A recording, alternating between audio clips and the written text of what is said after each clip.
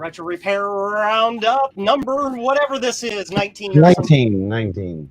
How are we all doing this evening? We all doing well? Honky dory. Apparently, I'm the only one without my hat on, and it's up there because until about 30 seconds ago, I was soldering things. So anyway, tonight we got our standard panel of folks. We got me and Javier and Ron and Sean and Rudy, but we also have our special guest, Eric of Eric's Edge. How you doing tonight, Eric? Yeehaw. Yeehaw. I think, maybe. Yeah, I'm good. I'm great. I'm ready. Good. Awesome. So, I don't know. Well, it was a great show, Joe. Bye. Officiating there.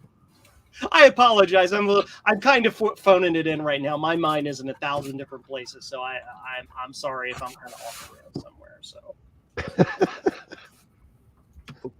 anyway, so again, Retro Repair Roundup. Let's talk about some things. Let's spotlight our guest first. We've got Eric. What's your last name? Miller. It's Miller. Eric Miller, also known the Supreme something Overlord thing. Supreme Dark Galactic Overlord. To go to his kids, anyway. On the YubTubs and on the Twitter Spaces and all of that stuff. Why don't you tell anybody who might be watching who doesn't know you, but I think they all do anyway, who you are and what you're about. Well, I've got over 40 years of experience programming. I've forgotten more than I remember.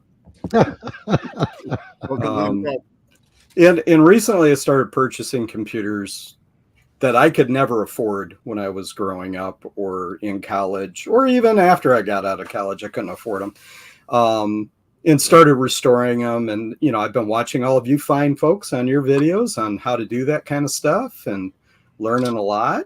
And I'm also recording a very, very, very long series of videos about Hypercard authoring on YouTube. I'm also into medium and large format photography. So I've got a couple of cameras and I still do film processing. Married, have 2 kids, the usual stuff. And what's to say here about you and kilts? Oh, yeah, I have some Scottish heritage, as well as German, Dutch, Irish, English. I'm a mongrel. And I happen to think they're comfortable and easy to wear, so I wear kilts. That's sweet. And so do you also play the bagpipes while rocking out to old 70s AC/DC? That's that. Yeah, and ride a unicycle? No. Yeah. I leave that to the other guy. No, that's usually the second question I get. That's the polite question. Gotcha. I'm not gonna answer the first question, the personal one.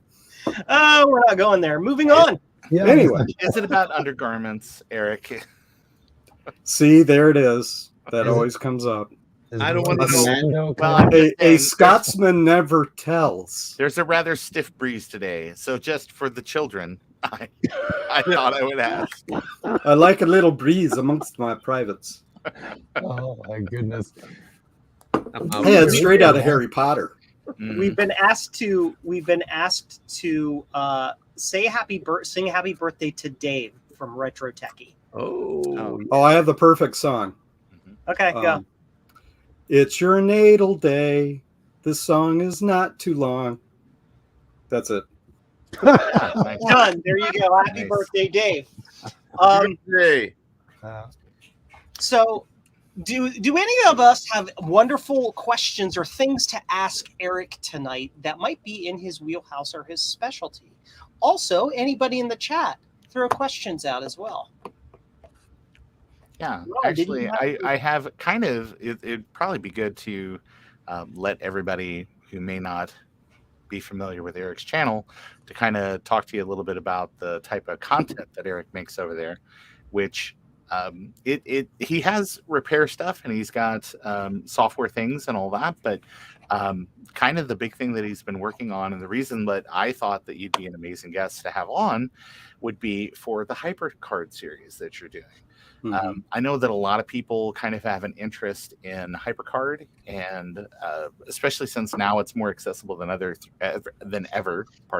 through emulators and stuff. And now there's even a proper version that works on the 2GS.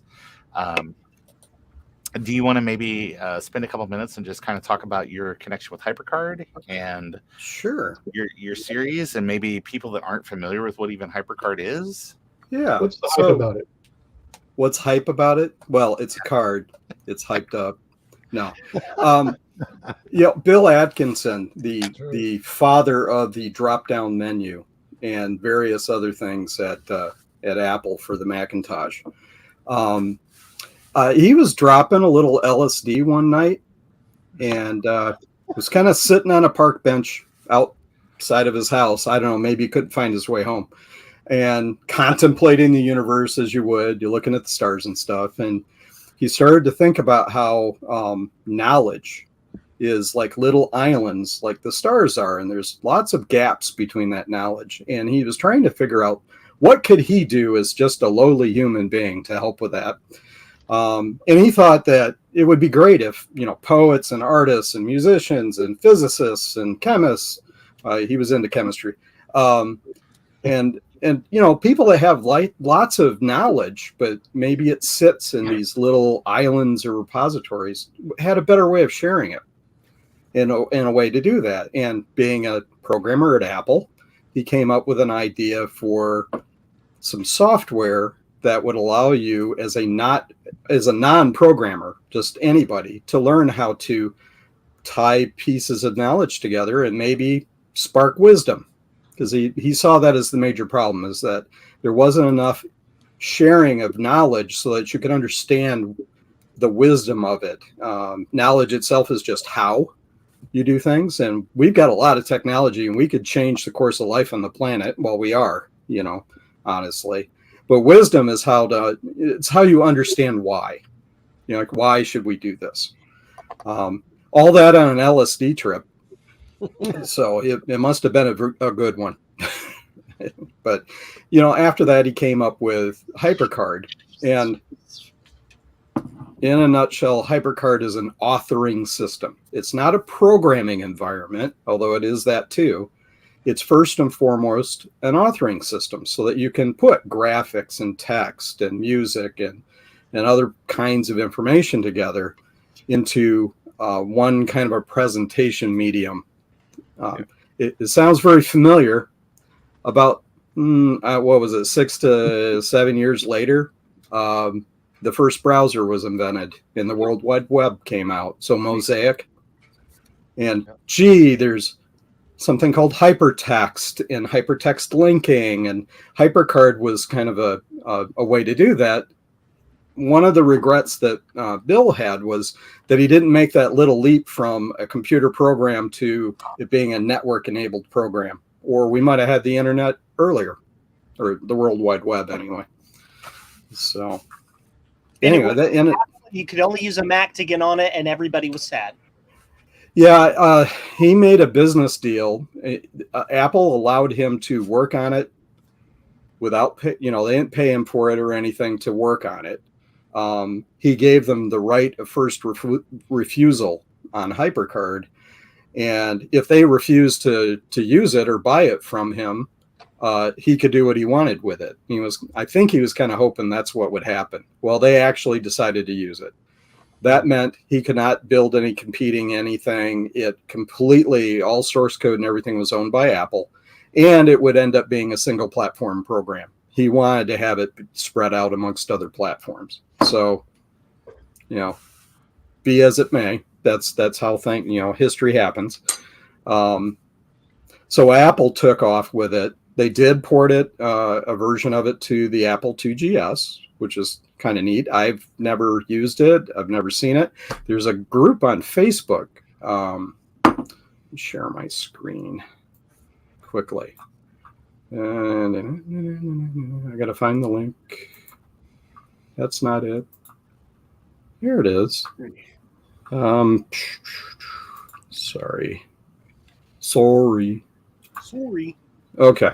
So there's a Hypercard Enthusiast group on Facebook. And in that group is this gentleman, Brendan Bellina. I'm not sure how to pronounce his name. Anyway, he's been diligently working on building things in the 2GS version of Hypercard, importing Macintosh 68K apps over to the Hypercard environment for the 2GS. So if you're interested in the 2GS version and all the things that you can do there, you should look this guy up. He's got quite a bit of stuff going there. Sorry, you're looking at my whiskey support group message. Yeah. Anyway. So, screen, button. Where's the button? There we go. Somewhere. All right. Cool. Yeah. So, it became a big deal. It was shown at one of the expos, the one that happens in Boston. A lot of people got very excited about it because there hadn't been anything similar to it offered where, non-programmers could do their own development and stuff. People are a little confused. Is it a database with a graphical user interface? Is it, Microsoft Paint, or excuse me, Microsoft. I always make that mistake. Is it Paint for the Macintosh or something like that with programming behind it? A lot of people called it a software erector set because you could build things with it quickly, rapid development. I call it a dessert wax and a floor topping. Yes, exactly. If you know the Saturday Night Live skit, Shimmer. It's Eric Rangel in chat was like, I'm confused about the relationship between Roger Wagner's Hyper Studio and Hypercard. And I threw out my thing, which was that Hyper Studio is basically sort of like a multimedia wrangling app for creating content that then you could maybe use in like a Hypercard stack. So I just think it's kind of unfortunate naming, maybe. Well, there was an explosion of applications similar to Hypercard. There was Supercard and a bunch of things like that. They started eating. Apple sold Hypercard to Claris, and they didn't really do too much with it. They just kind of raked in what revenue they were bringing in. And unfortunately, the other systems started to eat their lunch on it. And then when Steve Jobs came back to Apple, they had to do some serious pruning on projects, and Hypercard was one of the sacrificed projects. So it was at least nice for a while because it was a standalone product that you could purchase if that was something that interested you. Yep. And they gave away the reader or player for free, basically. Yep. But then they started bundling it with more and more like the content creation side. Yeah. And I think that's when things exploded. That's when I got involved because my school had copies of it and you could play around. And one of the computer literacy classes at my high school, they had it where you would sit down and they would show you how to make a very basic Hypercard stack where it was just like links that would kind of go back and forth. Yep. The biggest group that used it internally at Apple was QuickTime. And all the things that they were building there. In fact, development in Hypercard moved over to the QuickTime group because it was. Then they were saying, "Oh, it's a media management thing." Steve Mac 84 collects laser discs that have educational information on it that are driven by a Hypercard stack, and he's actually been searching for that Hypercard stack so he could use it. Nobody seems to have it. Yeah. There's a couple of stacks I've been searching for years too, but there's a ton of Hypercard content out there, and there's multiple ways you can run it. You can run it in an emulator. You can run it on your traditional hardware. It'll work on anything. It's recommended you have at least a 4 megabyte memory system.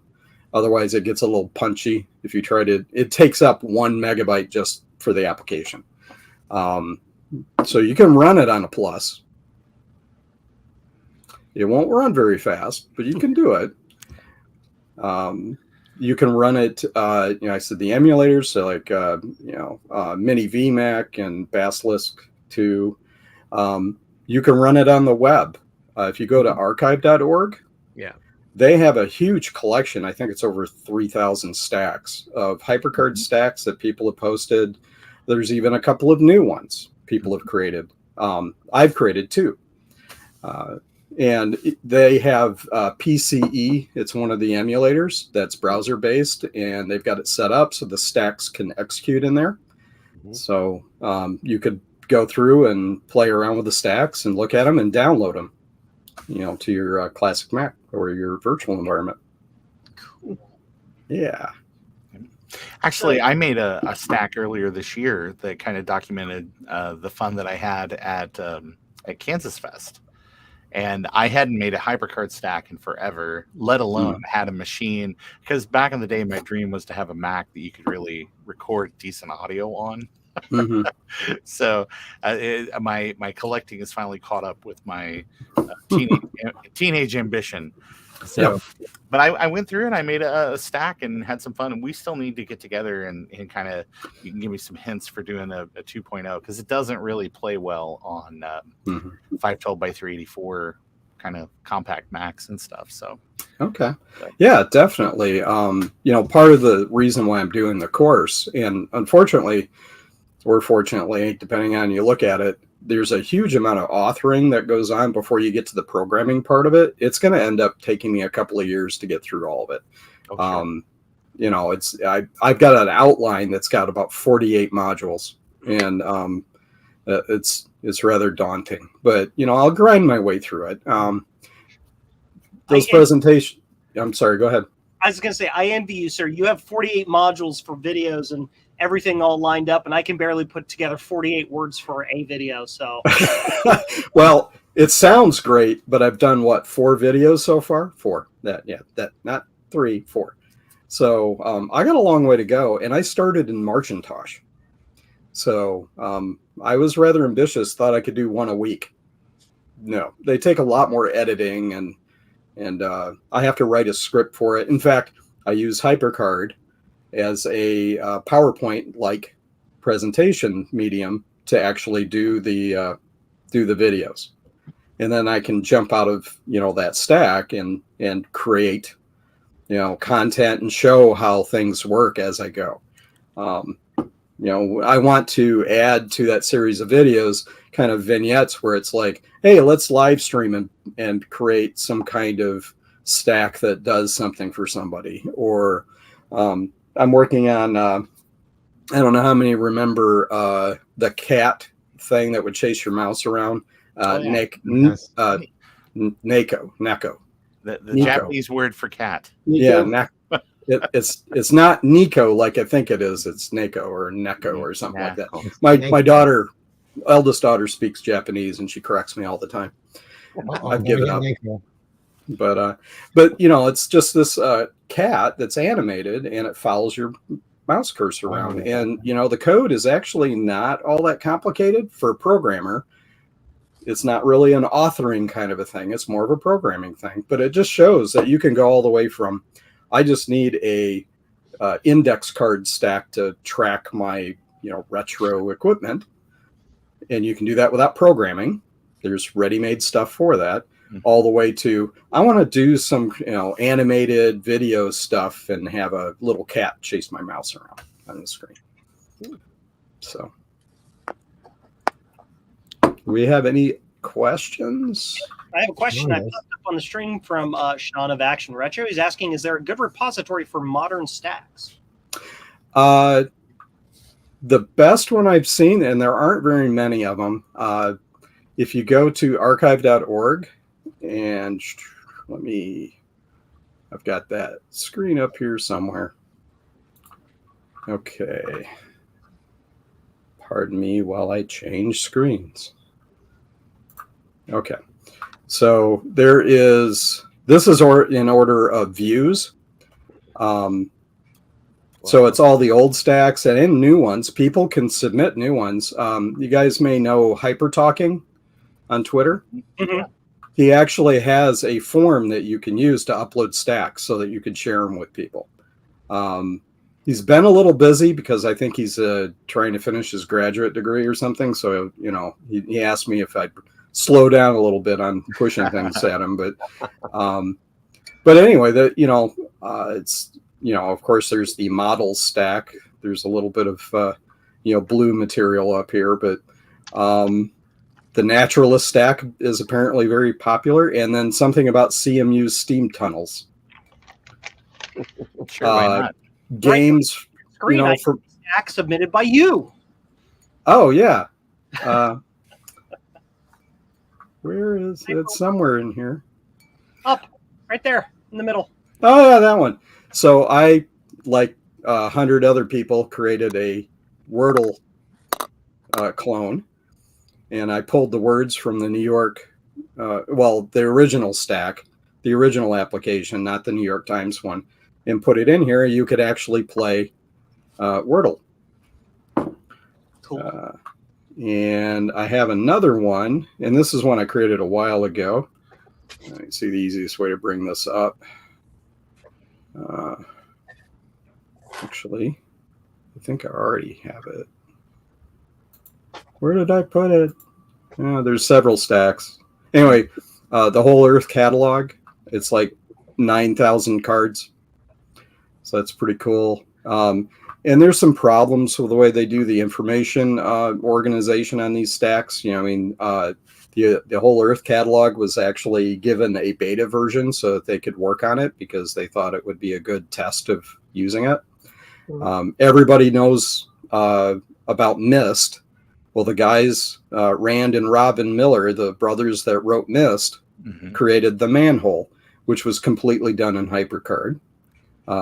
With a lot of external code and stuff, but still it was a Hypercard stack. Yeah. There was a company, Voyager company, produced a lot of content in Hypercard back in the day for educational use and things, interactive books, things like that. So this was a CD you got that actually played. If you put it in your CD player, it played the Ninth Symphony. If you put it into your computer, you could look through a stack that told you about it. Neat. Cool. And then games, like this is an obvious clone of a popular game that is completely built in Hypercard without using any external code or modules.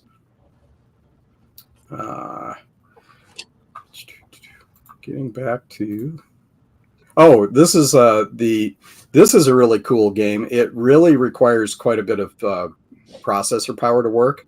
I remember that. Yeah, so there's the game, and then Hyper Talking wanted to challenge himself and see if he could reproduce a Hypercard. So it's actually very playable. Gruz does a review of it. Yeah. And you've got to do it on a 40. It can't be done on a lower speed processor. It really pushes the hardware pretty hard. Yeah, he says Hypercard 2, you got to have a 25 megahertz 68040 or better processor. So, top of the line. So if you play it in the emulator online, the helicopter spins its blades and it very slowly takes off. It's not playable. But anyway, there's quite a bit of content out there if people want to look at it. I was getting back to here. I was going to bring up my other program. So any other questions? As people look for new stacks and such, itch.io, there's a lot of people that produce modern stacks and will put them out there for sale, like games and things like that. I know Kara Eston, if you follow her over on Twitter, she released a photo set that's basically in a Hypercard stack as she was raising some money. So so that was one of the things that kind of came out recently. And then that's when I kind of saw like all the other content and stuff that was out there on itch.io. And like people have recreated, like if you PT, which is kind of like a game that came out for like the PlayStation 3 is like a demo and then like never, like they just got erased. Like people have made like demakes of a lot of things. So it's pretty neat. There's a whole world of stuff out there still. Yeah, there's a lot of artists when Hypercard was,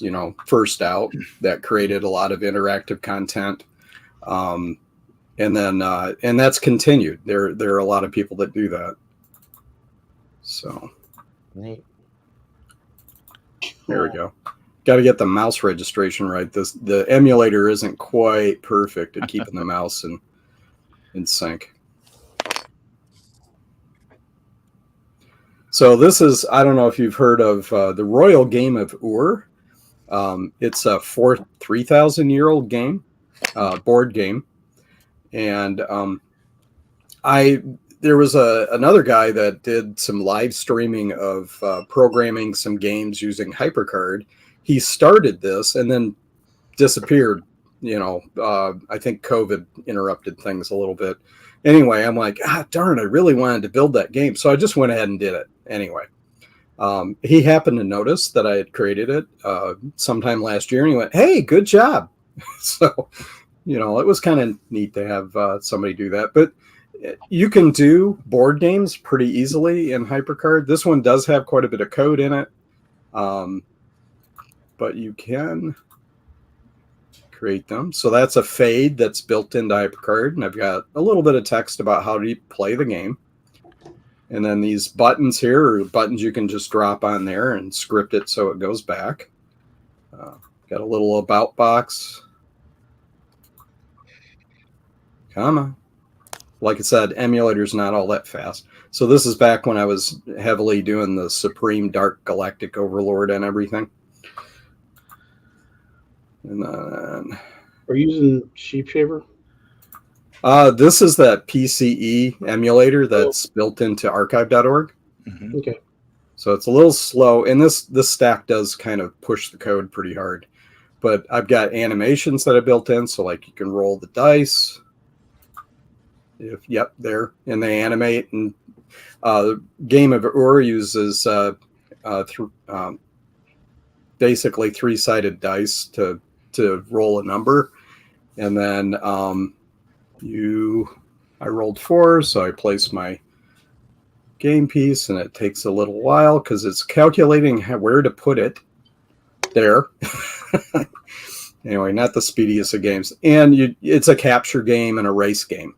So I won't bore you with the whole thing, but I also put an AI in it, so the opposite player is done by the computer, and yeah, so it's really simple.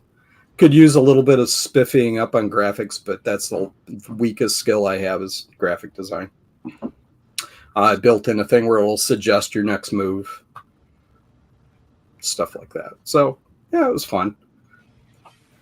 So were games the most typical thing that people use for Hypercard, or was it just a panoply of all different types of things? It was a lot of different things. Novell used it for an interface for NetWare for the Macintosh.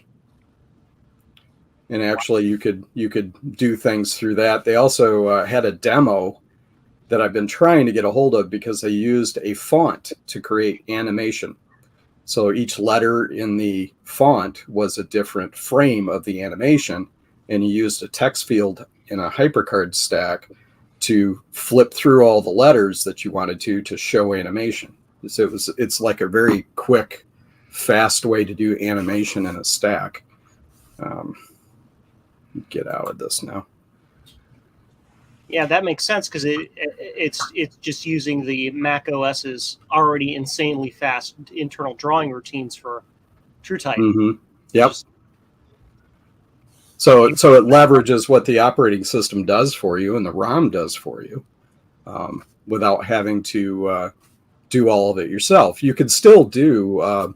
You could also do icon animation. So you could build an icon that has different views on it and flip between them, but you're limited to the size of an icon for your animation. Yeah. You can flip through cards. So you have a card that's got a picture on it. And this is what most kids did when they learned how to do this kind of stuff. They'd draw some art on a card or paste it on there, copy it, do a new card, fiddle around with it, do a new card, and then you could program it really easily to just slide through all those cards. Mm-hmm. And a lot of kids did interactive story books or choose your adventure kind of games and stuff. There's a Star Trek one that some kid put together that's in archive.org, where every path you go ends in death. Because that's what he did, right? So, but it was used by a lot of companies for marketing stuff. Just anything and everything. A lot of people just threw their own, Rolodex-like application together and used it. Universities use it for asset tracking. Mm-hmm. I know a lot of people back in the day that used it as a database to basically track all of their VHS tapes and stuff. Yep. Like archivists and people that were like, oh man, I've just got like a mess of like home recordings, and how do you keep on top of all that? Yeah. So it's like a million and one uses. It's literally the sky's the limit. It's a Swiss Army knife for programming. That's another phrase that people use. And a lot of it, they've got some built-in scripting. Everything's object-oriented in it. I don't know if there are any programmers out there, but you create a button. Behind the button, you can put a script to execute things for that button. You click on it, it sends a message. That's an event that fires a message that's sent to the code that says, do whatever the handler is for this button click. And it's an object-oriented kind of environment that was starting to become popular in programming circles during the time, and it's well implemented. There are things that are just annoying and don't work the way you expect them to, but it's been around a long time. There's been advances since then, but I really enjoy working at it. Eric, if folks were wanting to get started, kind of making their own stacks, where should they where's Jump Street? Where do they go to get the software for their Mac and to get started? And tell us like the name of your channel one more time, so that way that people can kind of get their toes wet. Yep. You can find me as Eric's Edge, both on YouTube, on Twitter as Eric's Edge. I also have a homepage where I'm putting all the links that I've talked about here. So if you want to go to that, and that is, let me share my screen again. So it's wrong screen, Eric. Nobody wants to look at your face. This is at home.macintosh.garden/Eric's Edge. So they have some hosting there that's available to people, and it's just a straight up simple HTML page, and I've got links to my stuff, but I'll add links to everything I talked about in this this program on how to get started. There's lots of YouTube content out there. I recommend, actually, if you can get your hands on it, let me switch back to my camera so I can show you. This book, The Complete Hypercard 2.2 Handbook by Danny Goodman. It's a thick one, but anything and everything you wanted to know, and it'll walk you through.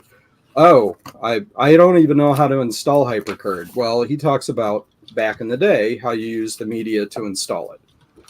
Talks about what kind of equipment you need and all that. But you can download pre-made emulator stacks that already have Hypercard built into them.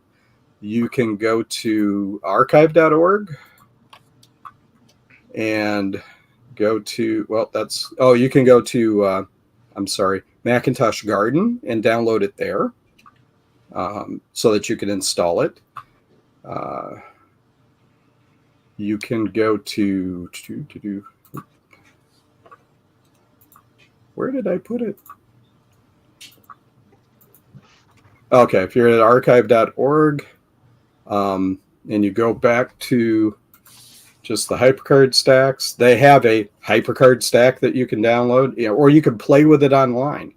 All of these are completely capable. You could just run Hypercard inside of it. There's Hypercard online references, like this one, at archive.org. So I'm going to start the emulator here, just to show you how you can quickly just go in and play around with it.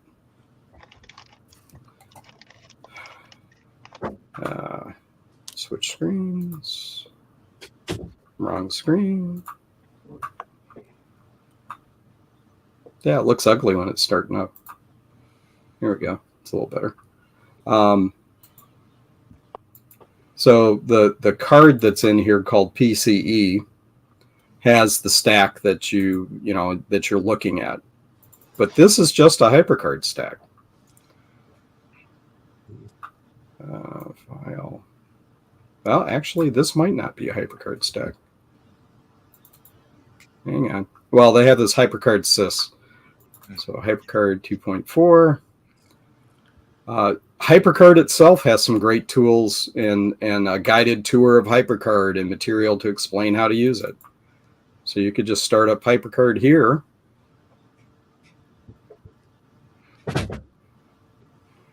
Yeah, come on, home stack. Start up. Yeah, a little slow in the emulator, but... And there's a tour of Hypercard. Help on Hypercard.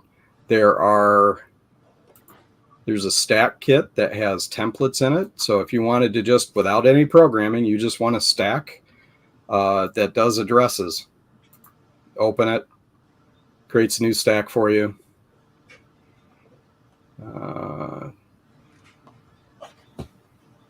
So that's where Jane Doe lives. Yeah, that's where Jane Doe is at. There's a mechanism for saving it as a new stack as well. So you're not just using the demo one that's in there.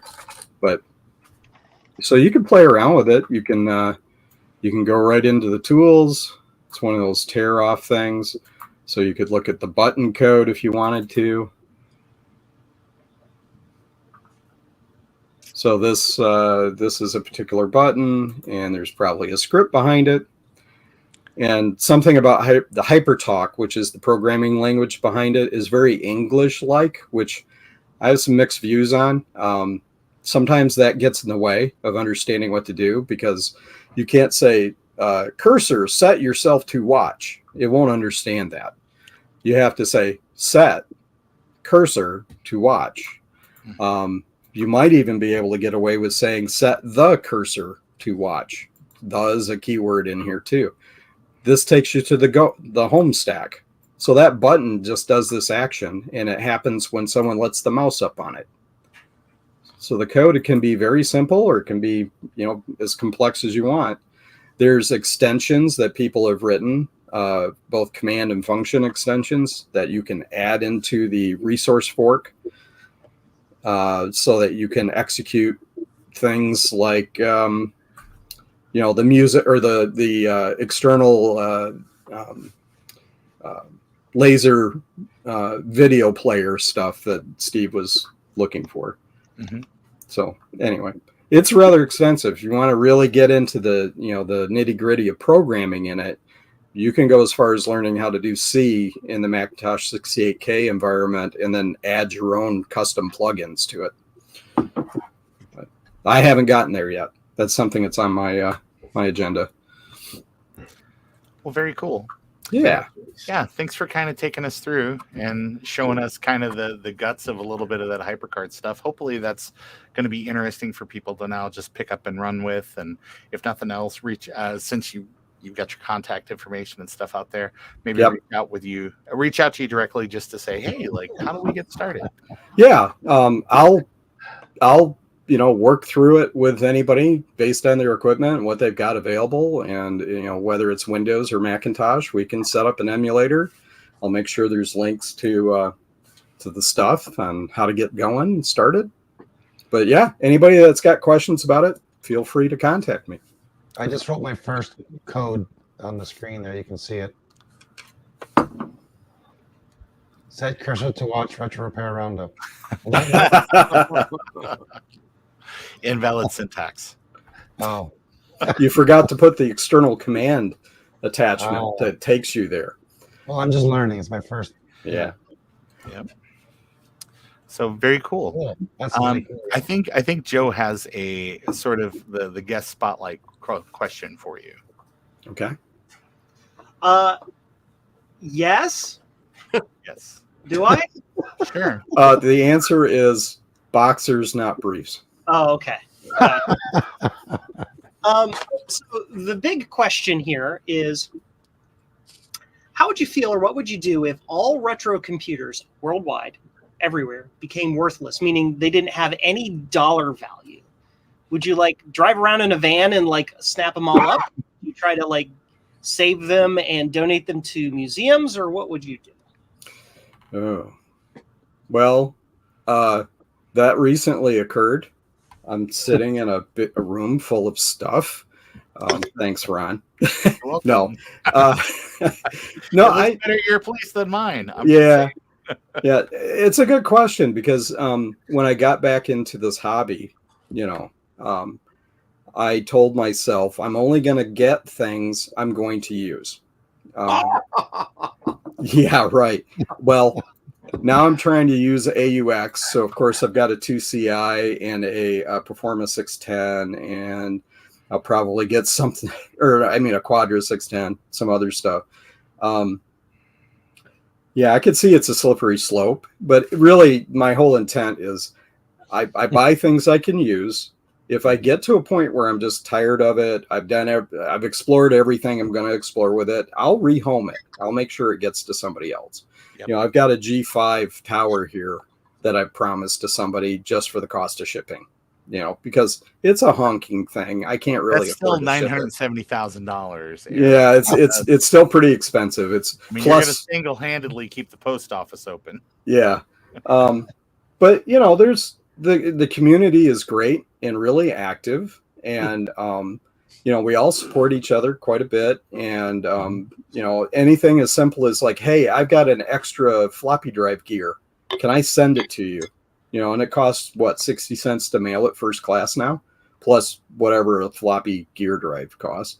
But that's great. I'm able to get stuff working again. I'm learning the hardware. I'm a programmer by trade, not a hardware guy. And if you watch my battery rebuilding video, you'll see how painful it is for me to do that kind of stuff. It's like, is he going to blow himself up? Hot. Anyway. So yes, I would try to save things as best I can, but my means are limited when it comes to, even if it were free. My garage is already full, so I don't know. And Jeremy's Vintage Chili Shack is asking you if you need an Apple II GS. Need is a interesting question or concept. Eventually, once I get through far deep enough into Hypercard, I'm going to want to try it out on a 2GS. Yeah. Yes, but not tomorrow, not next year. It'll be a little while. What he's trying to tell you is he's going to send you shipping information because that machine doesn't take up much space. He's going to take advantage. And Ron is going to take it for me and then hold it until I can. Eric's going to take advantage of your kindness now, so that he doesn't have to follow up with you later. Yeah, I wish. Yeah, just do it. I mean, if it was going to go to a landfill, I'm not Steve. I can't take every printer that exists. Right. Apparently, he's dug like a sub-basement number 6 now, where he's got all the printers. It's like Area 51 for printers. Yeah. Elevator that goes down 30 floors to the cube room, right? He's got the cube room. Yeah. Neat. Very cool. So I think that's a good segue. Do I need a TAM, Retro Techie? You keep your TAM. I think that's a good segue into the "What are we working on?" section.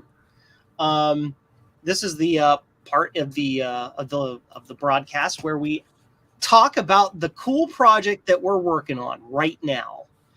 And so, Eric, as our guest, you get to start. What is the coolest, awesome thing that you're wrist deep in right now? Well, I guess not wrist deep yet, but about to get there. I picked this up. I've never had a Commodore. Oh. So that's another rabbit hole I'm going to visit. Tom, not Tom, checked it out for me, and he brought equipment to VCF so that we could hook it up and test it, and it works. Cool. So, Nice. which is great because it's not socketed. It's all soldered to the board. So there's that. I got 3 boxes of TI 994A equipment that I really want to go to and go through. And I started just kind of sorting out cables go in this bin, mice go in this bin, all that kind of stuff. So I'm knee deep in everything I brought back from VCF and from Ron. It's all your fault, Ron. Yeah, it's all Ron's fault. No, actually, I acquired quite a bit of stuff at VCF too. The other thing I'm knee deep in is AUX. So that's Apple's Unix operating system, where they did an unholy union, according to some, of their graphical user environment and also Unix. Actually, it looks like they did a pretty good job of bringing them together at the time. So I'm trying to get that set up so I could get back into Unix programming I used to do. I guess I'm up to my ankles in that. What else? And then the Hypercard, stuff that I'm definitely up to my eyeballs there. Cool. So. Awesome. Rudy, I'm going to give you the opportunity next because you look like you're about to fall asleep from the. Actually, I'm not really falling asleep. Just make a long story longer. I hurt my back many years ago, and every once in a while it just flares up. I have a herniated disc, and I'm taking some pills, and it kind of makes you like, wow, man.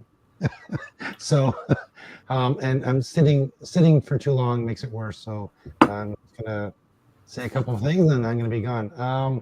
What I'm working on, I am working on a composite card, an adapter for the K Pro 2 that allow you to have an external monitor connected to it, and hopefully it'll work for all the K Pro models. And I just wanted to pass along that's it really, but I want to pass along some information for a friend of mine, Lou. Him and a friend of his are working on the Amiga keyboard replacements, which are going to be a lot cheaper than getting, used keyboards, which, are all, terrible and need cleaning and who knows what's broken. But he'll be creating a new one with cherry keys. And it'll hopefully be available in early January of next year. So I will keep everyone posted here if they're interested in the Amiga keyboards. Apparently it'll work with every model. So stay tuned. Cool beans. Awesome sauce. And I also wanted to do a quick shout out to while we have you here. 8 Bits in the Basement. You have the 8 Bits in the Basement channel that you wanted to shout out there. Yeah, this is a cool channel. You should check it out. Peter is in France and does a lot of cool retro stuff like we're doing. And he decided to say, hey, I want to do a review of the Tiny Comp. So I sent him some boards and he did a nice review on it. So check his channel out and check the video. Tiny Comp! It's tiny! It's only that big! Sorry, I got weird there for a second. I don't think that's their real marketing. When I hear you do that, It should be. It's tiny! Straight from Disney. Now in metric. Yes. Thank you, Rudy. Javier, what's going on in your world, man? I've been playing with Light Sound. Maybe you recall something about that. And All sold out, by the way. They were gone that night. They're gone. sorry, guys. Cool. That's the power of my, charming personality. Nothing else.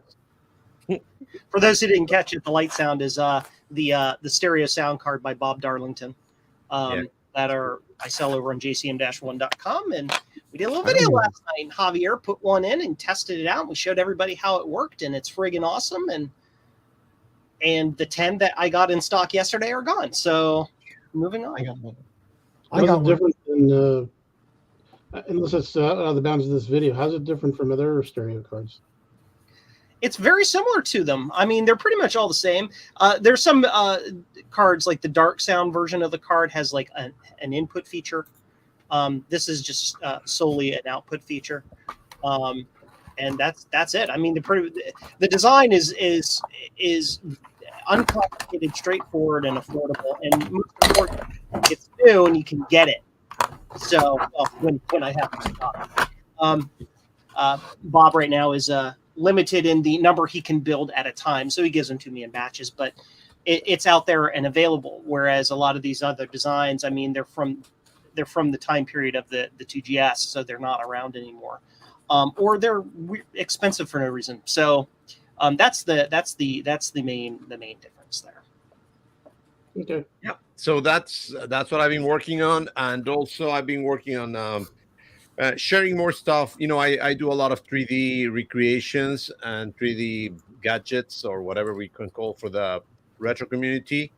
Actually, one of them is here with me. I recreated the front. What do you call it? Front face of the drive. The bezel. Yeah. This is a complete thing. It's been recreated, 3D. This is a 3D printed one. So I redid this, and I intend to do a lot of those things. Actually, let me share my screen, and I put them all in Thingiverse. You can see my screen, and you see there's the drive, and there's one thing that you can use for the back of the Apple IIc to put this is for originally for the PAL adapter, but I did the little thing so we can use it for other things. There's the joystick. That's the real size of the original joystick, Apple II joystick. Then there's a conserver. That's a little thing that you put on, instead of one of the drives, to put some floppies, because some people told me that they lose that piece of plastic. So I recreated so they can print it and they can have it again. You can see also the LCD for the Apple IIc. The other one, it's the weird one, is actually the case for a GS or Apple 3.5 floppy drive. Then the volume knob for the Apple IIc Plus. And then the other thing is like a little camera thing that I did for my 3D printer. So anyway, I'm doing that. I also have which one? I'm gonna do it also in printables. I just started uploading stuff, but it's different. So anyway, I just wanted to let you guys know that I'm starting to do that. So if you guys want some 3D prints of the ones that I've done, they're gonna be there for free, of course. Cool. Before we go on, sorry, I'm going to go. Thanks everyone for coming. Eric, if you need any help with that 64 for parts, whatever, I do all the 64 VIC-20, 128 pet repairs and stuff. So I got all kinds of parts, keys, whatever you need. If you need something, just ping me, and I'll send some stuff for free. Great, thank you. I really appreciate that. Okay, everyone, thanks again. I'm going to go. Have a Bye. good night. Bye. Feel better. Feel better, Rudy. Thank you. Bye. So Thank God he's gone. Yeah. So that's right. Cool. What's going on in your world, Ron? Is that a loaded question? No, it's not. Actually, I shared a little bit about this last night on Javier's stream, but I will go through it again. Give me 1 second just to get prepared. Gotta get my breathing correct. All right, here we are. Hey, good people out there in Macintosh land. Y'all remember this dog turd of a keyboard that Apple produced, the Apple adjustable keyboard. It wasn't very good at anything and represented a very kind of expensive option for Macintosh users at the time to pick up. It has poor ergonomics, rather. The key feel is not very good. And you also had a lot of accessories that were easily lost or were just thrown away because they just didn't serve the purpose. So you've got the main keyboard, and then you have like a little sub sort of like keypad module that incorporates your function keys. It is the only ADB keyboard that doesn't work properly with the Apple IIgs. The escape key doesn't work. Any of the little wacky little chiclet keys on it don't work well. It sucks at being a keyboard, and it sucks at being ergonomic, and it just sucks. So Apple didn't make this guy very long, but it is kind of an interesting keyboard, and it is a bit of a collector's items for people that are trying to get one of everything, like many of you out there. But probably the most common things that are missing when you pick one of these up is going to be that little right angle ADB cable that you see. Oh, I guess, does my mouse, can you see my mouse? Yeah. This ADB connection up here. There was a company that was making these for just a brief amount of time, but they now no longer make them. But it's just really sad. But really, what the worst part are these wrist rests, because they just kind of latch in under the keyboard. That's what they are. Yeah, they're wrist rests. They're terrible because they're just plastic, and it's got poor fitment. So you like when you put your wrists on them, they kind of slide a little bit, and that was even brand new from the factory. Just awful, would not bang. So this is where I come in. Since those things are nearly impossible to find, why not make new ones? So that potentially address some of the issues with the original. So with the help of my good friend Alan, we have been going through and scanning in the original. I was able to source a set of the original palm rests, and we have been using a Shining 3D scanner, which is kind of a neat bit of technology. It uses projectors and stereoscopic cameras to capture 3D information and then stitch those things into usable models. As you see right here, this is the right wrist rest. It's sitting on a little block that's covered with felt because that's basically invisible to the cameras in the device. And you can go through and you basically take slices and you take 1 million photos. It knits it together using AI to make a 3D object. And I think, yep. So there are, I do have some STL files, but it is early days. So as you can see, this right here, I think is the rest for the keypad, and the detail on this is pretty darn good.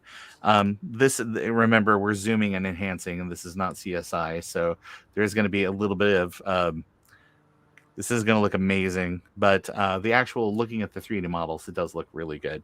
There's a little bit of stuff that needs to be cleaned up, kind of around the areas where the camera has some issues scanning. But the quality of the scans are pretty darn good because it's even been able to capture sort of this regulatory information from when the keyboards were new. But the plan is to get these STL files cleaned up and release them free to the community for anybody that wants to play around. For folks that do not own a 3D printer, we're going to be partnering with our good friend Joe over at Joe's Computer Museum to go ahead and print these. Basically, it's just going to be set up for Joe will have pricing and stuff like that eventually. $1 million. Oh yeah. Joe will have pricing set up eventually, but I'm sure that it will be very reasonable, as most things are on JCL, or I'm sorry, on jcm-1.org. No. What is it? jcm-1.com? .biz. jcm-1.biz. Oh. By now. Blinky. By now. He was doing that last night, and I had like 7 seizures, and he just didn't care. So. But that's my big thing. So it's just as part of my commitment to trying to give real things back to the community. Yay! Woo! Cool. At Kansas, they make us hold up a sign that says "blatant plug." Yeah, that too. Shameless self-promotion. Perfect. Done. I'm doing it now. Sean. What's going on, man? I suck. I haven't done anything new in the past 2 weeks except deal with a problem I caused myself on my Apple IIc Plus. I've been trying to. We at Kansas Fest we put in a ROM X. Javier and Vince Briel were kind enough to help me with that while I was busy doing other things, and uh, the socket we couldn't find the right kind, so we had to adapt something, and it's now officially bitten me. So I've been trying. That's all I've been working on is my Apple IIc Plus, trying to get it to work right. You'll get it. And if you don't, send it one of us. We'll get it. And then Well, the most Don't important send thing it to me. is the socket. I need to get a dual wipe instead of a machine pen. yeah, that's a big thing with a lot of those add-in cards. The machine pins can be a little bit tough on the regular sockets. I think I got sockets, so I may send you one or two. Okay. Tell me how much I owe you. Nothing. I'll send you. $1 million. Oh wait, I already did that. The problem is I really don't have the tools on hand to do a really clean job sucking that other socket out. So I really need to invest in a desoldering tool. Hako 301. That is for sure. Actually, it's Joe's Computer Museum at the post office. Joe, make it happen. Because actually, I was bragging on Joe earlier because, like every good grade schooler, he signs his work. But I have this little interface card that lets you use the DOS compatibility card in a Quadra 700. And Joe did all that really nice, kind of like tight soldering for me on the back of the board. Really cool. Show them again. Front. Ooh. Nice. Yeah, he did an amazing job. It works famously. I'm awesome is what he's trying to say. Let's not go too far. Okay. It's pretty good. Overboard. I think you're awesome, Joe. Aw, thank You're the only you. one. Don't believe anything the other guy says. Fight! No. But seriously though, Sean, too, yeah, if you get stuck, you can we can work out a thing where you can send the logic port to me and I can swap that socket out for you. That's like for any of us that have the tool set, that's like a 10-minute job. It's no big deal. It's called Quickie. Yep. Yupper dupper. I appreciate that. I may be forced to do that. Anytime. You just let me know. I'll help you out. You guys with your fancy, meters that have digital readouts. And, Yeah, that's right. Eric, your meter's completely analog, right?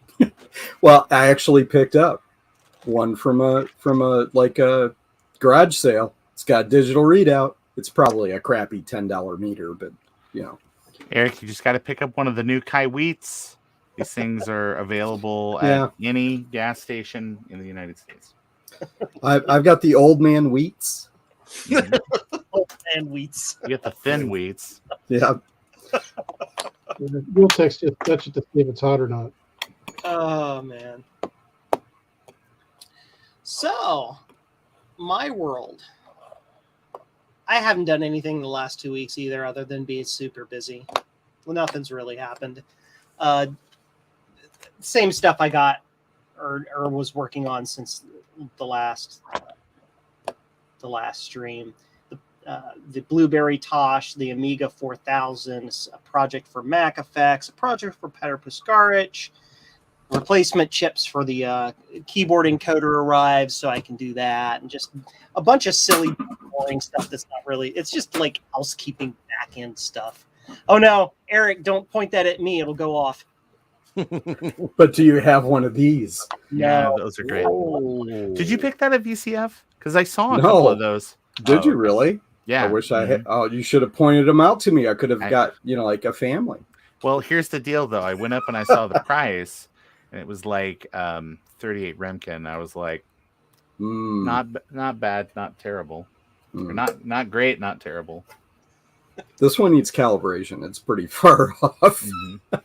It's like 3 rads. Wow, I'm radioactive. Just all the time. I shouldn't have ate all those bananas. Right. I glow in the dark. That's right on. Get out. It seems like Eric is making a good segue into the recent Gets Yeah. segment.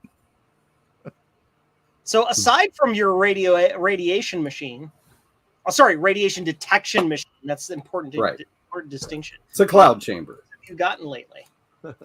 Well, I picked up a couple of these quality TVs from VCF. Ooh. Yeah. Actually, I was going to hack them into like a Pong game or something like that. So they work. I think that those would be really cool to hack into the case, the top case of your Commodore 64. Right. Like your own, like the other people, they rock up with their SX64, their portable Commodore 64, but you're like, yeah, but do you have this? And you slap down this bread bin, and it's got the bread bin with a tiny screen. Yeah. And then you need all the accessories like you have for the Game Boy that are like make it lit and like huge like this so you can see it. Yeah. Yeah. Yeah. You know, honestly, speaking of like as a project, Javier kind of inspired me on something like that. You could take like a Commodore 64 and make a bracket for the top of it and have one of those little Night Owl LCDs, kind of like just flip it up and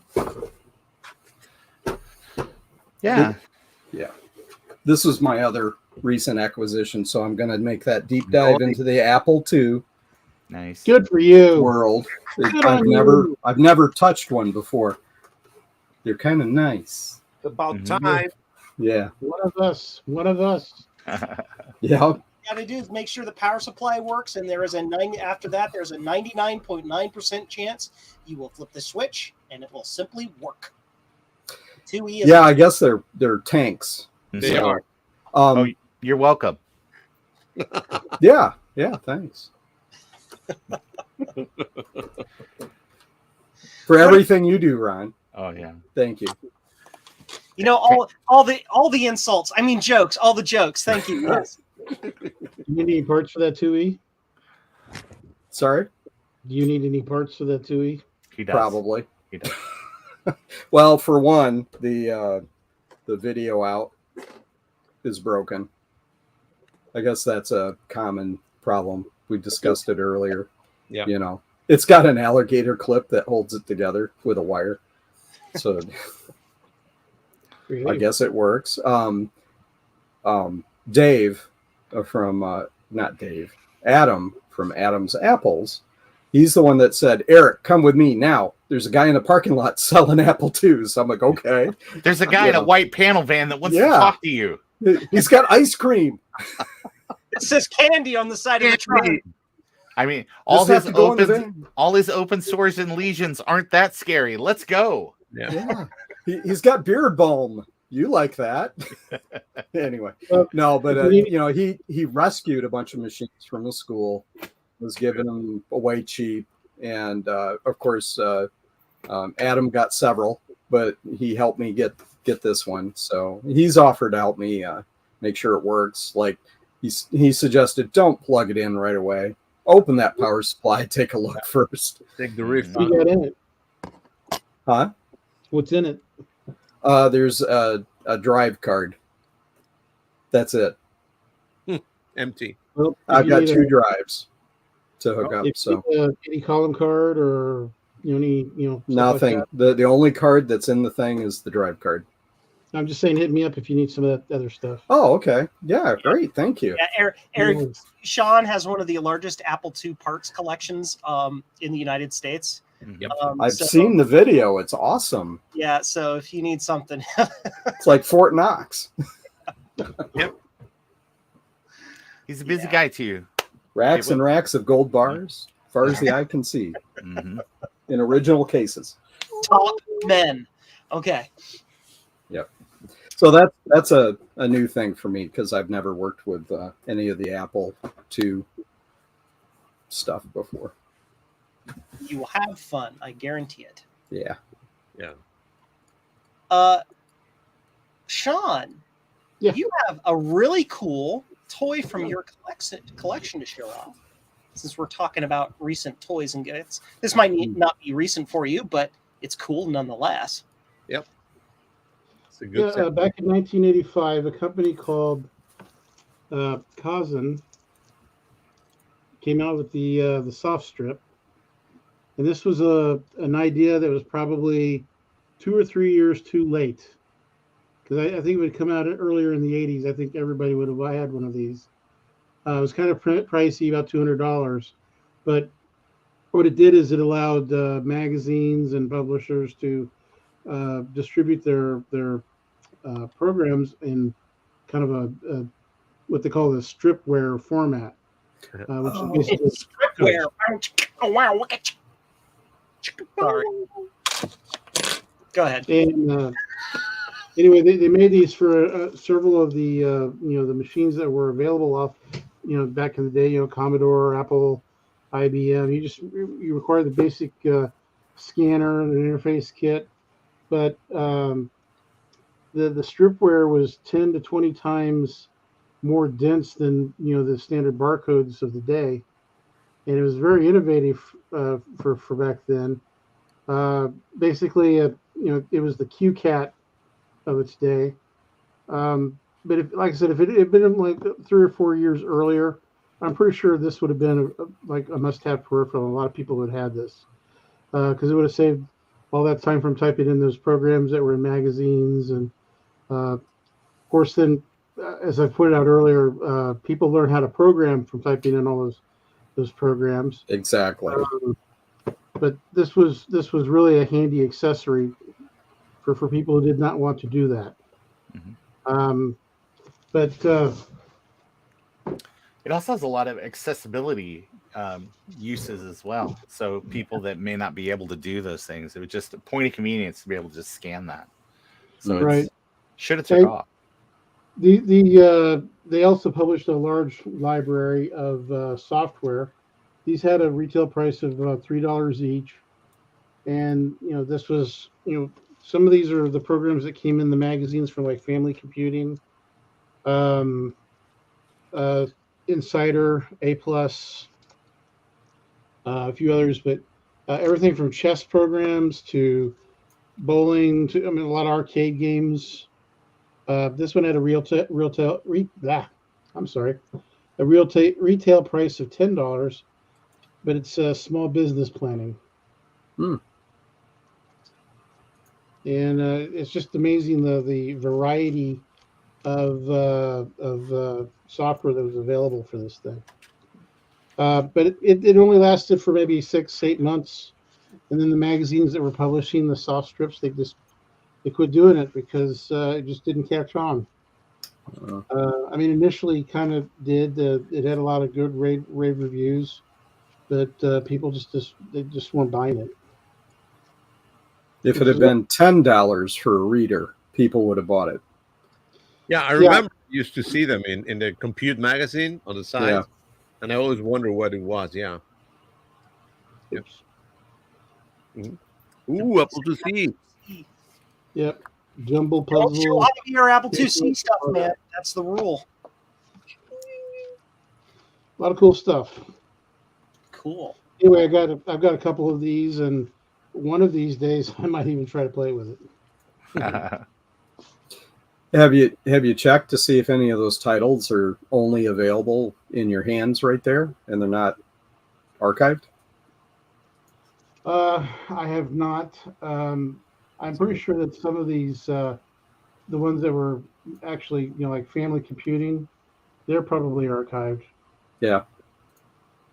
So whether they're archived or not is probably hit or miss. Haha. Wow. Dun dun dun dun. I see what you did there. But here's a good one. Oops. Wait, yep. Can you see that? Yeah, a little bit of reflection. Tilt the top towards you. Yeah, there you go. There Second you go. giant something of computer games. Look. Yeah. I think that was from Compute. Yep. It has 6 programs: The Big Maze, Cavalier Shoot, Ingolf, Minesweeper, It's a Mad Mad World, and Celtic Tarot, Hmm. whatever that is. So, Celtic Tarot. Okay. so is it cassette tapes and things like that that kind of Maybe, yeah. beat them out? From back in, this just would have been another way of getting software onto a computer without having to have an expensive disk drive. But Right. I don't think it would have replaced a disk drive. It was just, all these programs that were published in these magazines. This would be just a convenient way to get that into the computer. Yeah. Yeah, I remember some. I didn't have one, but I knew somebody who had a color computer, and she subscribed to this thing where she got a cassette tape every month and a magazine. Mhm. Yeah, Like a to the month club. something like that. Yeah. I'm just trying to see. Like, I'm trying to think of the use case or the niche where it would have taken off, and it's kind of hard for me to grasp. I'm a little bit of a younger kid, so a lot of this stuff was already long gone before I ever came around. But Well, when I was, subscribing to Dr. Dobbs' journal, things like that, and I think someone mentioned this, that it's the way I learned how to program was by typing those programs in, because you had to pay attention to what you were typing in. You couldn't just, record it. Mhm. So that was a big thing for me. It actually helped that I had to type it in. Yeah. But if you had a big block of data that you needed for the program, typing in all those numbers was a real pain. Yeah. So Like typing in shape tables was not fun. yeah. Or my race car looked like a. It's not supposed to look like that. Yeah. Yep. That's cool though. You've got 2 of them too, huh? Mm-hmm. Yeah, one's new and in shrink wrap still, and one's been used. But I'd like to eventually. I'm gonna probably play around with it, check it out. Mm-hmm. Yeah. There's I've got a number of old magazines where the programs were published in it. I'm gonna probably check those out. How does it 1985 connect through to? 1986. How does it connect to the machine? Serial. Oh, okay. Wow. That'd be interesting if it was like if it had a mode that could replace the cassette interface and it did audio. Yeah. Yeah.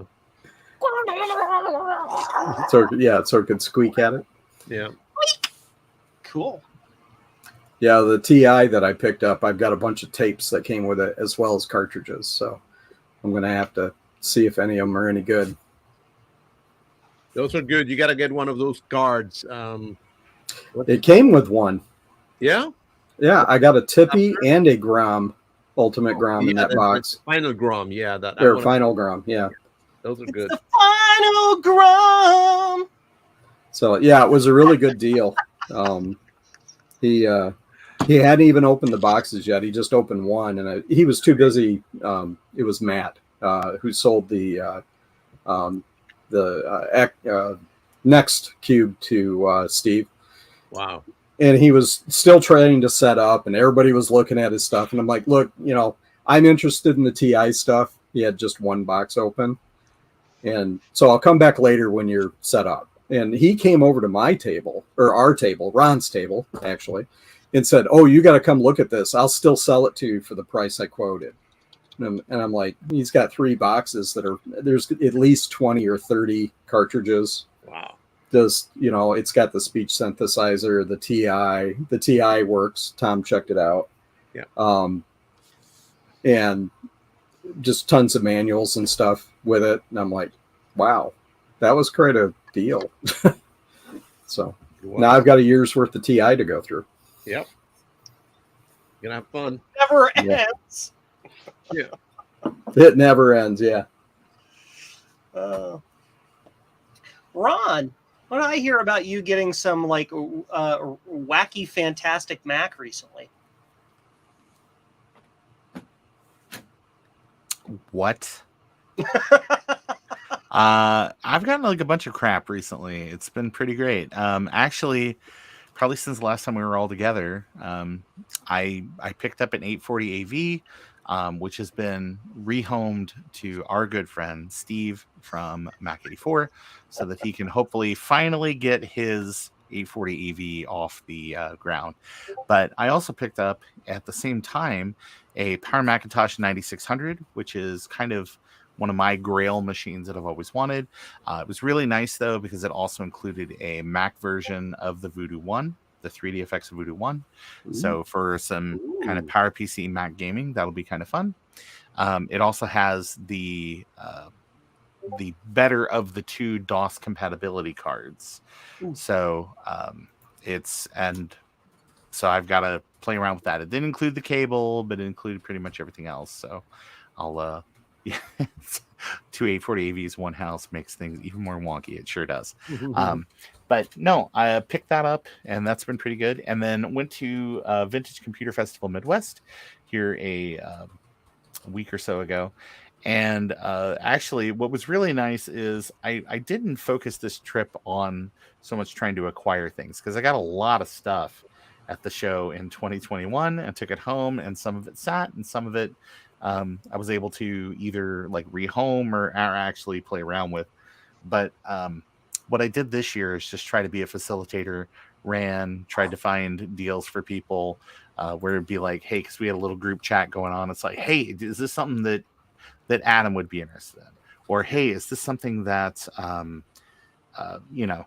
somebody else might be interested in, and tried to do all those things. So, but people were kind, and they actually brought me things like, Eric, didn't you give me that network card, that 3Com network card? I can't remember who gave me that network card, but it's a boxed 3Com Ethernet card for Macintosh. It's like a foot-long NuBus card. I don't know what that sound is, but I don't know either. It's Javier's machine in the background. Not at all. No, it's coming Yeah, it from is. me. Hang on. It's Javier. It's a game. That game's playing. It's making sense. No, it's these Mac speakers I picked up from VCF. I'm getting a cell phone. I picked up my cell phone, and it you got the. I'm getting a signal from Venus or something. That's funny. So, but Her name. but no, I was able. I got a full NuBus Ethernet card, but it's like in the box with all the stuff and the transceivers and all that stuff. So it was that was kind of a fun thing. And Rick from Rick's Random Retro brought me a 8100 110, which is another machine. I picked up that 840 AV a while back just because I wanted that case style, but I actually wanted the PowerPC equivalent. So it's basically, he brought me the almost fastest NuBus Power Macintosh that ever existed. Almost fastest. So, but no, it was a pretty good show, and yeah, that's maybe my big stuff, unless I'm forgetting something that Joe was specifically referencing. Oh no, I was just referencing your notes in the show notes. So what did I put in there? What is 8100/100 AV, which it is absolutely doesn't make any sense to me. So that's why I said Power Random Mac. Yeah, Power Macintosh 8100.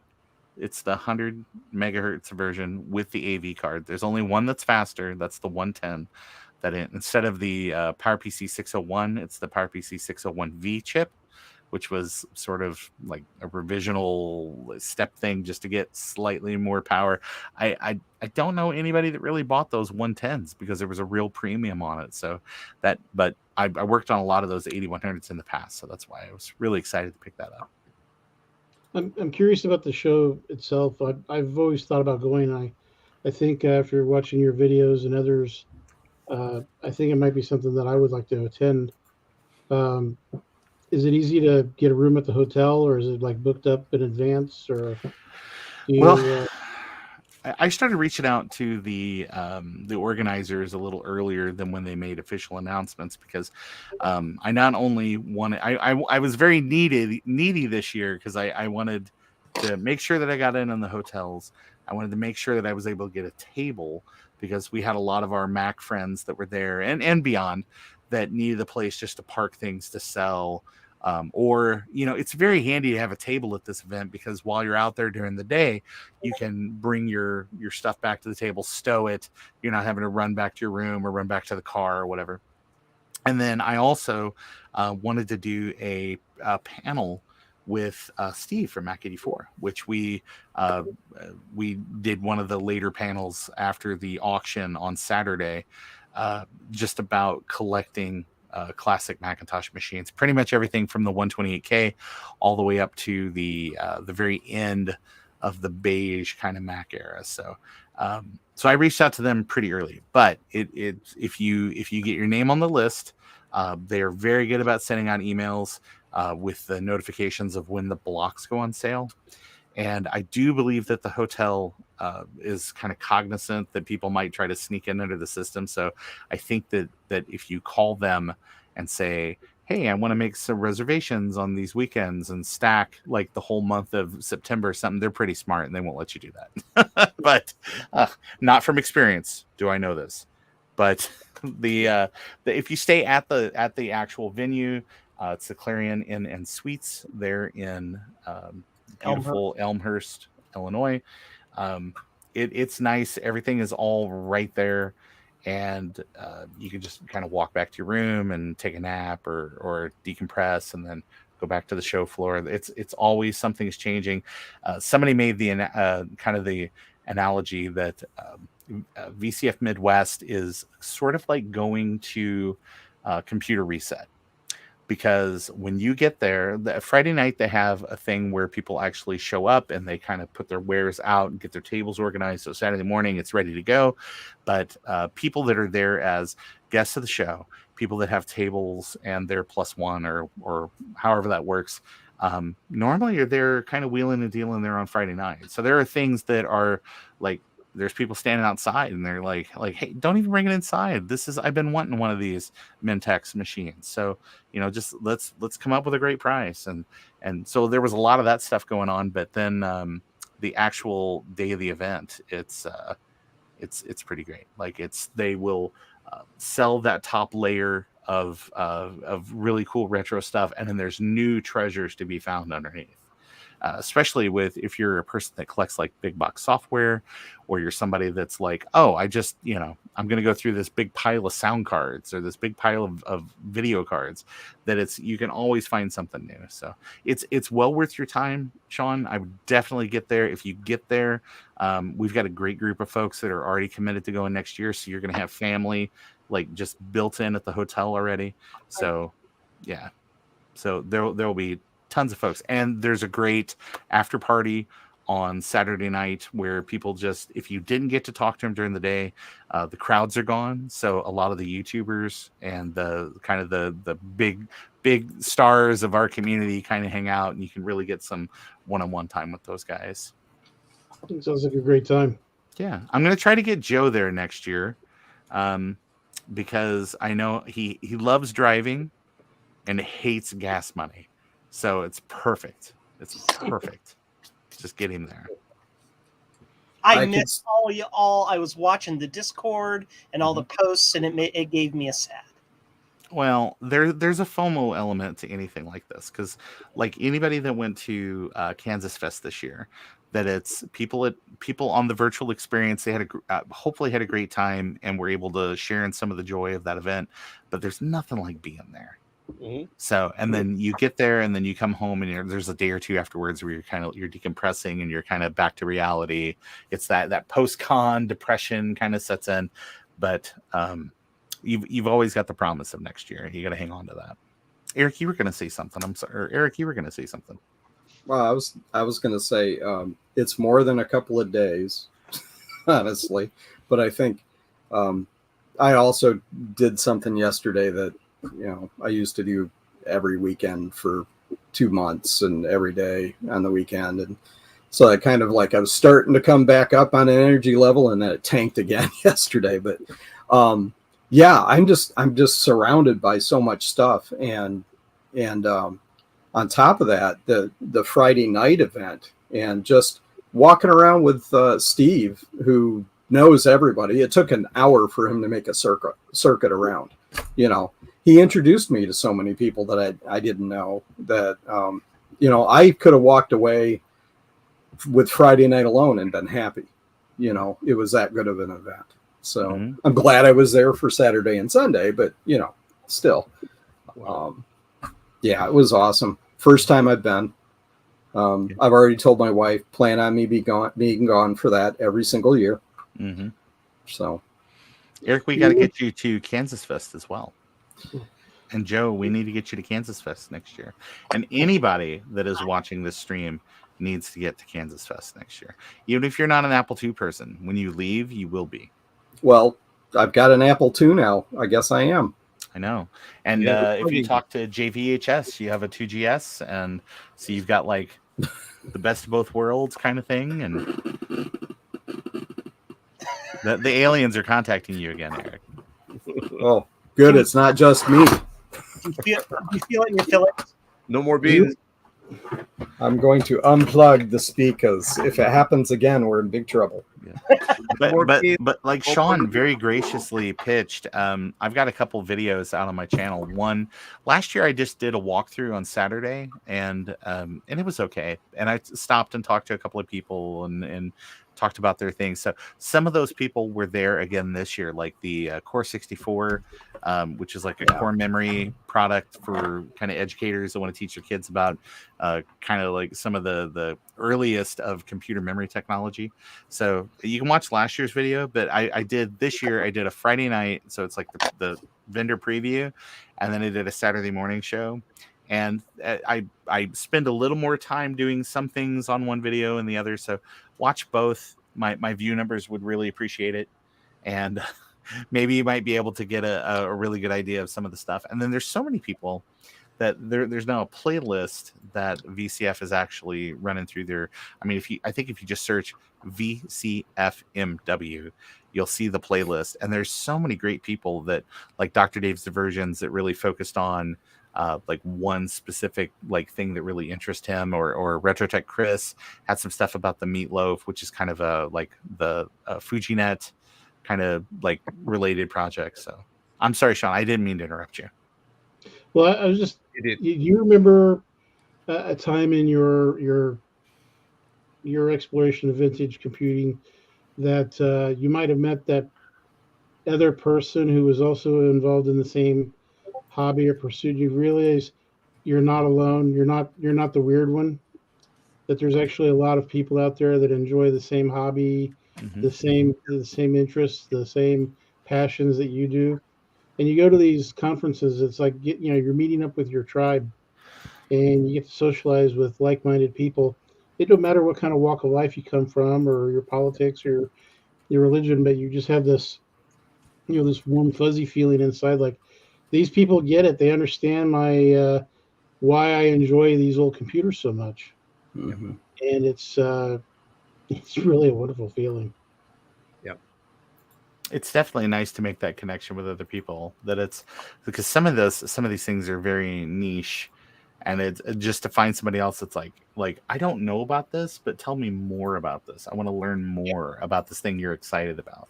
I think that's what's really great about Kansas Fest, and really great about events like VCF Midwest. And I'll run into these people who just love VAX or PDPs, or they're into the iron, the mid-range computing, and I don't understand much about it, except I get the passion though, because it's relevant to what I feel about my Apple IIs. Yeah, absolutely, yes. But I think I will try to make an honest effort to make it to VCF Midwest next year. Well, when they start talking hotels, because I think you can go out and you can get on the mailing list like today, and you should get some of those things. But if I start seeing rattlings about like hotel rooms and tables and things like that, I mean, I'll immediately reach out to you, so that way that you don't miss any of the deadlines. Awesome. I volunteer as tribute to pay for the table this next year. Well, that's the wonderful thing about VCF Midwest, is that the tables are free. Oh, great. I guess I picked the right contribution. Yes, No, you picked no, the right seriously. contribution amount. What there is an expectation though that you will donate something either to the show's yard sale, Right. which kind of at check-in they have like T-shirts and things like that. The event's free. Like Vintage Computer Festival Midwest is free. Like there's no entry fee to get in. You just show up. And you can stop by, and a lot of the money they make their money kind of in like these ways, which is they take straight PayPal donations. So you can go out and you can, day of the show, you can say, oh, well, I came here with my kids, and it's worth $20 for everybody just to have an afternoon of fun. Or it could be $5, or it could be $1. It doesn't matter. Just any amount helps. And then they sell T-shirts for the event. And then they have a cash box there where you can just make straight donations, and then they have their yard sale, which the yard sale has just items that people have just basically to put there straight on consignment. It's got a fixed price, and you just go up and pay for it. Sometimes there are deals. Sometimes there are things that are priced where it's like, you're making a charitable donation, but here's a neat little doodad you get to take home with you. And then of course there's the auction. And in years past, like last year, there were people getting like bonds or deals on things. And I think it's because they didn't really think about that. It's like you have a duty to upbid other people on things because it is paying for the show. So those channels is what covers all the operating expenses of the event. So that way that it stays free. And that the tables stay free, and that vendors don't have to pay an exorbitant amount of money to get their things in there. So I think that's why it's so popular. I think that's why it's exploded in the last few years.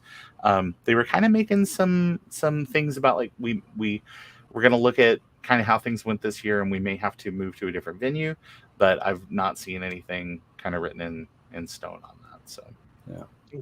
Well, I will definitely contribute as if I were paying for the table. We'll put it that way. Yeah.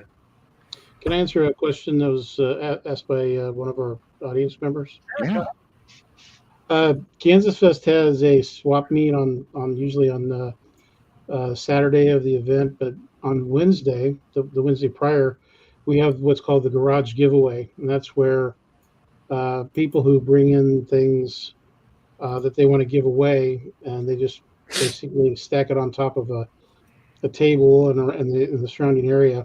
The pool table. Yeah, the pool table. Yeah.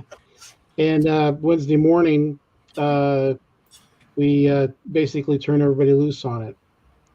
And the garage, I started the garage giveaway because I used to have people come down to my garage in Paola and sort through all of my stuff and take away what they wanted. But they started getting into my personal things. So that's when James Littlejohn, who's a good friend of mine, and I started bringing things to Kansas Fest. But now we have other people bringing things in, and we just give it away for free. Mm-hmm. We want to keep it out of landfills. We want to keep things useful, and as long as you're, you don't flip it. It's something that you're going to truly take home and use and enjoy. You're welcome to it. Dapper. And there's one last question in the chat from Trina's Technobabble, and that is it just me, or does Ron look like he's wearing eyeliner? Guyliner, get your shit straight.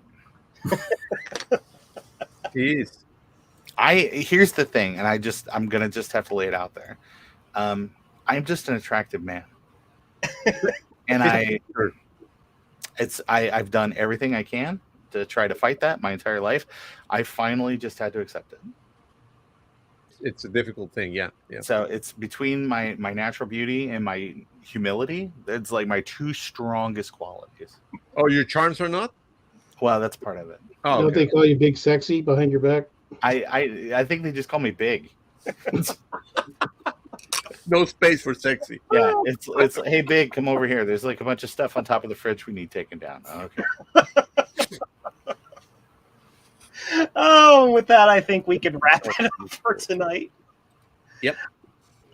So this is where we talk about our shameless self-promotion, how we let everybody know where we are, what we're doing, how they can find us, and how they can follow everything we're doing. So, Eric, you get to go first. Yell at everybody and tell them how to find you. Well, you can find me on Twitter at Eric's Edge. You can find me on YouTube at Eric's Edge Videos. You can find me on in Michigan, if you can locate me. There's not that many of us in Michigan, so You can find me at the dumpster behind that one Subway. Exactly, free sandwiches. No, you can also find me on Reddit, but I'm Supreme Dark Galactic Overlord, SDGOL on Reddit. So you can find me on Steam as Supreme Dark Galactic Overlord. Anyway, mostly I hang out on Twitter. Cool. Javier. Well, you know me already, so have master at Twitter. At that place. At that place. Then YouTube also have master. Make sure that you type it right. And then in Facebook, in the groups and all over the place. But the best part is that you can go to 8-Bit Tees, best t-shirts, not this one, but best t-shirts, retro t-shirts in the world. So you can go to 8-Bit Tees. And that's it. Ron. Hey, everybody. It is Ron with Ron's Computer Videos. Actually, I'm going to post something into the actual... Oh, where's the dang chat window? Actually, if you would make this pop up. Actually, I wanted to use my segment this week to donate a little bit of promotional time to a young man that we met at VCF Midwest. This is his ridiculously long channel information. He's only 30 subscribers away from getting a custom URL. His name is Zeke the Geek. And he's a young guy who is like a Macintosh and a PC enthusiast. I think fourth grade this year is what his mom said. But when we met him at the show, he was very, very excited to meet Steve Mac 84 and asked some questions about maybe trying to pick up like a cheap Mac. And so we assisted him at the show, kind of find a good deal. And then on the way back, because I had to take Steve back to the airport earlier this week, we worked it out kind of as a bit of a surprise. Jeremy from Jeremy's Retro Bar donated some iMac stuff to me maybe last year. Well, I was able to source a complete retail box with the styrofoam and all the inserts for an iMac. So we found the exact iMac that goes in that exact box with the exact keyboard and puck mouse and everything like that, and manuals and everything. And sealed it up and donated it to his channel just as a way for him to kind of have some cool new tech and encourage young people to get involved with this hobby, because they are absolutely the future of this. If you're going to be a gatekeeper, just gatekeep somewhere else. Like, we got to make opportunities for young people to get excited about what we're doing. And that was the way to do it. So please subscribe. Go to Zeke's channel, subscribe, so that way that he can get his custom URL. It's a little boost to kind of keep him encouraged and keep him moving along with stuff. So none of his videos are more than like 3 or 4 minutes long. The production quality is just what you would expect from a kid YouTuber. So just be patient and leave encouraging comments, please. Cool beans. And Mr. Sean. I'm a 2 fan on Twitter, but I spend most of my time here with you guys. Such a wonderful group of guys. And also I'm on Facebook. Cool beans. And my name is Joe Strohsnyder of Joe's Computer Museum. You can find me at Joe's Computer Museum on YouTube, where I apparently haven't posted anything in months and months and months and months and months and months for some reason. You can also follow me on the Twitters at Museum Joe, and you can also go to my website, jcm-1.com, and pick up cool, silly little things like keyboard encoders and T-shirts that are better than Javier's. Yes, they are. And light sound cards, which I was going to announce, hey, light sound's on for sale. Again, go get one, but they sold out yesterday in like an hour and a half. So I can't tell you that, but blue scuzzies, all those other cool little trinkets for your Apple IIs and Macs. And Javier's got something to show. Blue scuzzy. Blue Scuzzy. I Scuzzy! got mine. Yellow Scuzzy! Yes. Got mine. Yep. Yes. Goody. And so that's all I got to say. Great. Yeah. All right. So thanks, everybody. Sorry, I was just I was reading something on the side. So yeah, that is the end of our show. Thank you everybody who stopped by. Remember to lasso that like button and brand that subscribe button. I don't know. Weird Really mixing your metaphors here, Steve. Dude, I can't. or Joe. Dude, every time I try to talk, something like this comes out. So, like, And I get candles. it is what it is. That's why we love you, Joe. Thanks to everybody who stopped by in the chat and gave us lots of great questions. And thank you very much to our special guest, Eric's Edge, who told us all about Hypercard and how awesome it is. Our next episode, barring any crazy, weird scheduling problems, should be on October the 2nd, 2022. So until then, have a great evening. Wait. Hey, just as you kind of go through your week, keep Rudy in your thoughts as he recovers. Yes, Rudy. Mm-hmm. I'm the worst. Rudy. Yes, I'll give him a channel plug as well. Rudy's Retro Intel on YouTube. You can also he technically is on Twitter but doesn't follow it. He's not a big social media guy. He does lots of cool repair projects on his channel and likes to blow up reefas and take pictures of the smoke. So yeah, do that. Follow him. So Right. Cool. Cool beans. Breathe in the smoke. That's reefa, not reefer. Oh, sorry. I'm new. Reefa sommelier. All right. I'm going to click the end broadcast button now. See y'all guys later. Have a great evening. Bye. Have a good night. Ask me about Hypercard.